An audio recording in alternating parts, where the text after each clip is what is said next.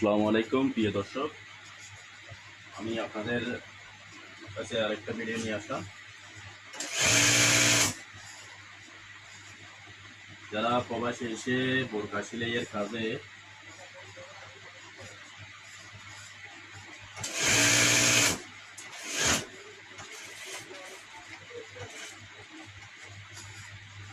যারা প্রবাসে এসে বোরকা সেলাইয়ের কাজে আয় করতে চান,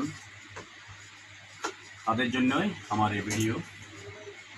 তারাই আমার নাম সেলাই শিক্ষা ইউটিউব চ্যানেলটি সাবস্ক্রাইব করে রাখুন, আমাদের ভিডিও দেখতে থাকুন। তো অনেকে আছেন নতুন, আপনারা কাজ শিখতে চাচ্ছেন, তো দেশে হয়তো সময়ের কারণে হয়তো আপনার উপযুক্ত স্থান অথবা কাজের শিক্ষার জন্য কোনো অবস্থান আপনার বিশ্বস্ত পাইতেছেন না, সেই কারণে আপনারা অনেকেই কাজ শিখতে সমস্যা হয়। তো এক সময় আপনার ভিসা চলে যাওয়ার পরে আপনাকে অবশ্যই চলে আসতে হয় সময় মতো, তো কাজ না শিখে চলে আসতে হয়।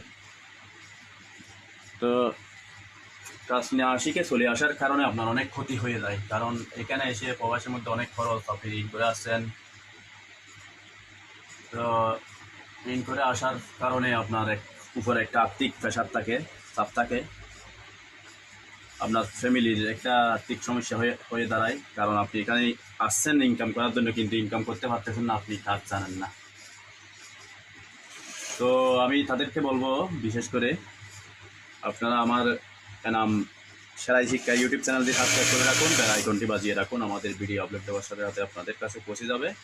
লাইক করবেন, শেয়ার করবেন, কমেন্ট করে জানাবেন আমাকে আপনাদের কোথায় বুঝতে সমস্যা হচ্ছে, আপনি কোন বিষয়ে ভিডিও চান, আমি সেই বিষয়ে আপনাদের জন্য ভিডিও আপলোড দেবো আমার নাম সেলাই শিক্ষা ইউটিউব চ্যানেলে।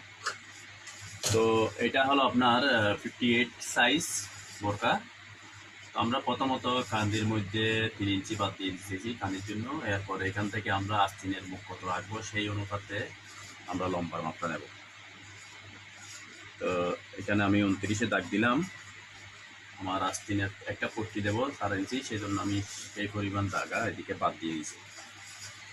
তো এখানে আমি খাদ থেকে মোহরার মাপটা নেব।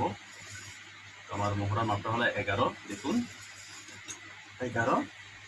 আমার বহরির মাপটা দেবো এখানে, তো বহরির মাপটা দেবো আমি 12.5। এবার আমার এখানে আস্তিনের মোহরি, হাতের মোহরি দেবো আমার 9 ইঞ্চি।